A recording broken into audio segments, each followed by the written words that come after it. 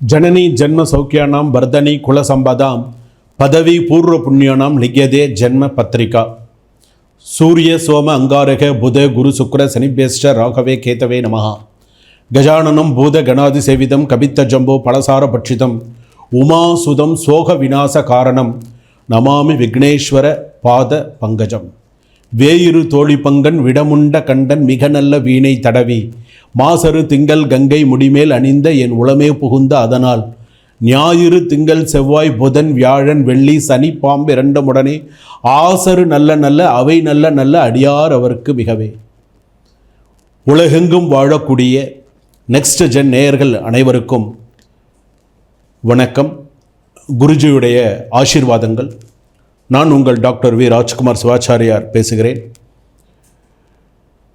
இன்றைய தினம் இந்த பதிவில் நாம் பார்க்கக்கூடியது 2025 ஆண்டு ராகு கேது பயிற்சி எப்படி இருக்கும், மேஷ ராசி முதல் மீன ராசி வரையிலான ராசி பலன்கள் எப்படி இருக்கும், எந்தெந்த ஸ்தானத்தை பார்த்து ராகு கேதுவுடைய பலன்கள் இருக்கும். அப்பிரதக்ஷண பிரியாயை நமஹா அப்படின்னு சொல்லுவாங்க.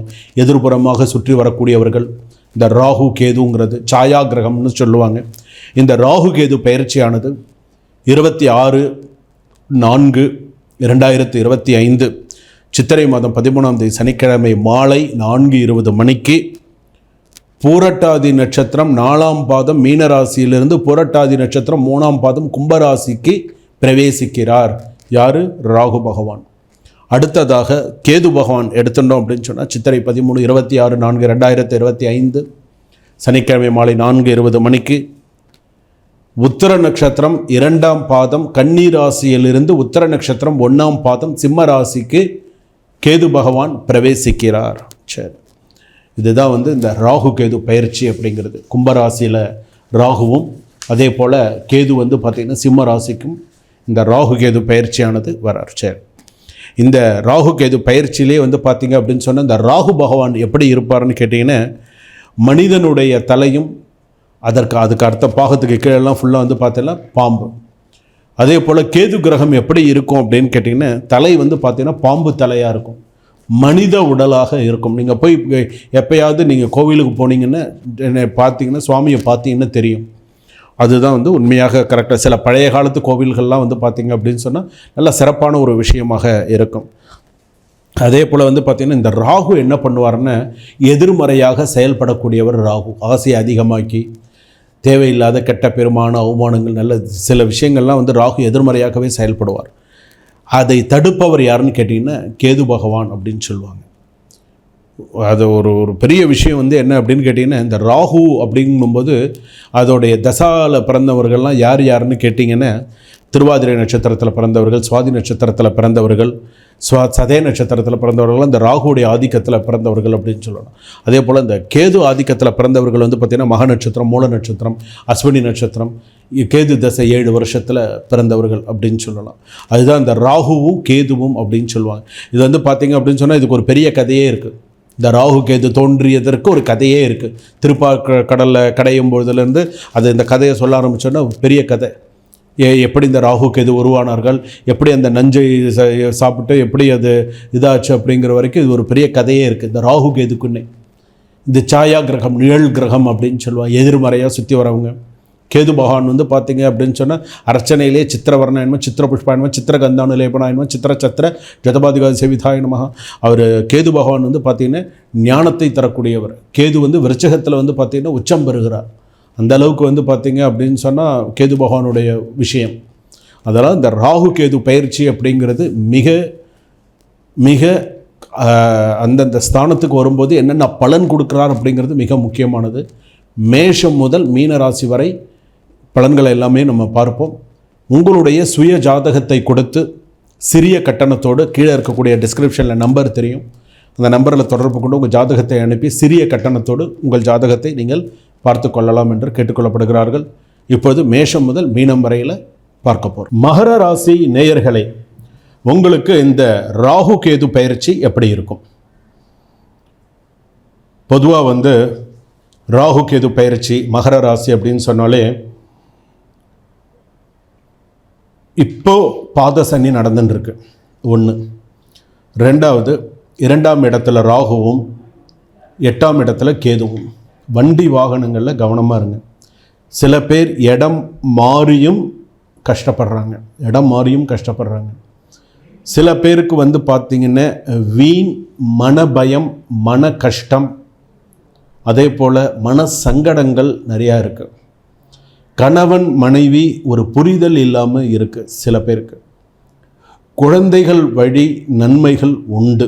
குழந்தைகளால் ஓரளவுக்கு சில விஷயங்கள் சரியாக இருக்கும். சில பேருக்கு சில விஷயங்கள் யோசித்து நிதானித்து சில விஷயங்களை எடுத்துக்கணும். நீங்கள் வந்து பெரிய அளவில் நன்மையும் உங்களுக்கு நடக்கலை, பெரிய அளவில் உங்களுக்கு கெடுதலும் இல்லை. சீராக போயிட்டுருக்கு. இருந்தாலுமே நீங்கள் இனிமேல் தான் இன்னும் கொஞ்சம் ஒரு இதாக இருக்கணும். பெரிய அளவில் நன்மையும் உங்களுக்கு நடக்கலை, ஒரு தீமையும் உங்களுக்கு அப்படின்லாம் சொல்ல முடியாது. ஓரளவுக்கு சில பேர் மேனேஜ் பண்ணிக்கிறீங்க. சில பேருக்கு வந்து பார்த்திங்கன்னா பாத சனிங்கிறதுனால கால் சம்மந்தப்பட்டது, முட்டிக்கும் கீழே கால் சம்மந்தப்பட்டது, வாகனத்தில் சுகர் இருக்கிறவங்க இவங்கெல்லாம் கொஞ்சம் கால் சம்மந்தப்பட்டதில் கவனமாக இருக்கணும் அப்படின்னு சொல்கிறது. இதுவே இந்த மகர ராசிகள் பிறந்தவர்களுக்கு சந்திர தசையோ சந்திர புக்தியோ இந்த மாதிரி ஏதாவது நடந்ததுன்னு சொன்னால் உயிருக்கு ஒப்பான கண்டமும் பொருட்சேதமும் ஏற்படும். கவனமாக இருக்க வேண்டும். சரிங்களா?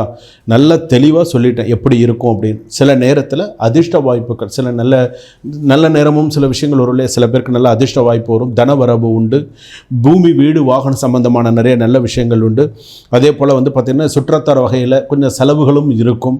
அதே போல் வந்து பார்த்திங்க அப்படின்னு சொன்னால் பூர்வ புண்ணிய அதே போல் வந்து பார்த்திங்க அப்படின்னு சொன்னால் சகோதர வழியில் சிறு மனசங்கடங்கள் வந்து மறையும். சில பேருக்கு வந்து பார்த்திங்க அப்படின்னு சொன்னால் சில பேர் சில அதிரடி நடவடிக்கைகள்லாம் எடுப்பாங்க. தொழில் ரீதியாக சில அதிரடி நடவடிக்கைகள்லாம் எடுப்பாங்க. சில பேர் வேலை மாறுவாங்க. சில பேர் வந்து பார்த்திங்கன்னா வேலை மாறி அந்த வேலையில் ஸ்டாண்டர்டாக இருக்கிறதுக்கும் முயற்சி பண்ணுவாங்க. அரசாங்க உத்தியோகத்தில் இருப்பவர்களுக்கு நிறைய நல்ல மாற்றங்கள் ஏற்படும். உத்தியோகத்தில் இருப்பவர்களுக்கு தனியார் நிறுவனத்தில் வேலை செய்கிறவங்களுக்கெல்லாம் நிறைய நல்ல மாற்றங்கள்லாம் ஏற்படும். நிறைய நல்ல விஷயங்கள்லாம் ஏற்படும். வாகனத்தில் கவனமாக இருங்க. குடும்ப பெண்கள் குடும்பத்தில் நான் ஹவுஸ் ஒய்ஃப்னு சொல்கிறீங்கள, நீங்கள் வீட்டில் இருக்கீங்கன்னு சொன்னால் நீங்கள் உண்டு, உங்கள் வேலை உண்டுன்னு இருந்தீங்கன்னா பிரச்சனை இல்லை. நீங்கள் தேவையில்லாமல் அடுத்தவங்க பிரச்சனையை போய் தேவையில்லாமல் நீங்கள் எதையாவது ஒரு விஷயத்தில் நுழைக்க போக அது தேவையில்லாத பிரச்சனை விஸ்வரூபமாக வெடிக்கும். மகர ராசி பொறுத்தளவுக்கு சில பேருக்கு வந்து பார்த்திங்கன்னா, நான் எல்லா மகர ராசியும் சொல்ல மாட்டேன், சில மகர ராசிக்காரர்களுக்கு வந்து அதாவது படிப்பில் வந்து பார்த்திங்கன்னா அவங்க பிஹெச்டியாக கூட இருப்பாங்க. ஆனால் படிப்பில் பிஹெச்டியாக இருந்தால் மட்டும் போகாது. படிப்பில் தாங்கிற ஒரு சில பேருக்கு ஒரு அகம்பாவம்னு ஒன்று இருக்கும். தான் அப்படின்னு படிப்பில் பிஹெச்டி படித்து நான் நம்ம தான் எல்லாமே, அவங்களுக்கு எல்லாமே இருக்கும், தெய்வ பக்தி இருக்கும், தெய்வ சிந்தனைகள் இருக்கும், எல்லாமே நல்ல விஷயங்களும் இருக்கும். ஆனால் தாங்கிற அந்த ஒரு அகம்பாவம் என்ன பண்ணுன்னு மற்றவர்களிடையே மதிப்பை இழக்கச் செய்யும். அதனால் அந்த குணத்தை மாற்றிக்கோங்க. உங்களுக்கு நிறையா படிப்பு இருக்குது, நல்ல அறிவு இருக்குது, அதாவது அடுத்தவங்கள அடக்கி ஆளணும்னு நினைக்கக்கூடாது. சரிங்களா?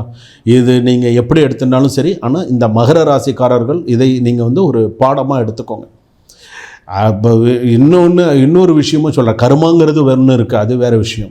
இன்றைக்கி நீங்கள் இது பண்ணலாம், நாளைக்கு உங்களுக்கு அந்த கர்மாவினை கண்டிப்பாக உங்களுக்கே திருப்பி வரும். சரிங்களா? அதனால் என்ன செய்யணும் எப்படி செய்யணுங்கிறதுல கொஞ்சம் பொறுமையாக நிதானமாக இருங்க. இதே திருவோண நட்சத்திரத்தில் பிறந்தவர்கள் இதுவே சாத்வீகமாக இருக்கிறவங்களும் இருக்காங்க. தான் உண்டு, தான் வேலை உண்டு, வேலைக்கு போவாங்க. சாக்ரிஃபைஸான ஒரு வாழ்க்கை, தியாகமாக இருப்பாங்க. தியாக வாழ்க்கைன்னு சொல்லுவாங்க. எல்லா குடும்பம், நம்ம மனைவி, மக்கள், கணவர் இப்படி தான் இருக்கணும், வேலைக்கு போகணும், சம்பாரித்து தன் குடும்பம் பார்க்குற இவங்களும் இருக்காங்க திருவோண நட்சத்திரத்தை பொறுத்தளவுக்கு. இதுலேயே வந்து பார்த்திங்கன்னா இதில் அவிட்ட நட்சத்திரம் தான் ரொம்ப கொஞ்சம் கஷ்டம். திருவோண நட்சத்திரமாக சமாளிச்சிடலாம். அவிட்ட நட்சத்திரம் ரொம்ப கொஞ்சம் கஷ்டம் தான், சிரமந்தான். ஆதியிலையும் சிரமந்தான், அந்தத்துலேயும் சிரமந்தான், இப்போயும் சிரமந்தான். உத்திராட நட்சத்திரத்தில் பிறந்தவர்கள் இப்போ வரைக்கும் சிரமத்தையே தான் அனுபவிச்சுட்டு இருக்காங்க. ஸோ அந்தளவுக்கு இருந்துருக்கு. ஸோ நீங்கள் போக வேண்டிய ஆலயம் அப்படின்னு சொன்னால் உத்திராட நட்சத்திரத்தில் பிறந்தவர்கள் திருப்பாம்புரம் போயிட்டு வாங்க. அதே போல் திருவோண நட்சத்திரத்தில் பிறந்தவர்கள் நல்லா கேட்டுக்கோங்க. திருவோண நட்சத்திரத்தில் பிறந்தவர்கள் ஸ்ரீவைகுண்டத்தில் இருந்து திருச்செந்தூர் போகக்கூடிய பாதையில், அதே போல் அங்கே வந்து பார்த்தீங்கன்னா பழைய ஊர் பேர் தான் எனக்கு தெரியும், வில்லிமங்கலம்னு ஏதோ ஒரு ஊர் இருக்குது. அந்த ஊரில் இருக்கக்கூடிய ராகுகேது ஸ்தலம்னு இருக்குது. ஸோ அங்கே போய் விசாரிச்சிங்கன்னா சொல்லுவாங்க. ஸோ அந்த கோவிலுக்கு நீங்கள் போயிட்டு வந்தீங்க அப்படின்னு சொன்னால் நிறைய நல்ல விஷயங்கள் இருக்கும். அவிட்ட நட்சத்திரத்தில் பிறந்தவர்கள் போக வேண்டியது திருச்சி படூர் ரயில்வே கேட் பக்கத்தில் இருக்கக்கூடிய சிவன் கோவிலில் தம்பதி சமேதராக இருக்கக்கூடிய நவகிரக ஸ்தலத்துக்கு போய் வழிபாடு பண்ணிட்டு வந்தீங்க அப்படின்னு சொன்னால் உங்களுக்கு எல்லாருக்கும் சிறப்பாக இருக்கும். மகர ராசி பொறுத்தளவுக்கு ரொம்ப கவனமாக நிதானமாக செயல்படுங்க. அவசரம் காட்டாதீங்க எந்த ஒரு விஷயத்துலையும்.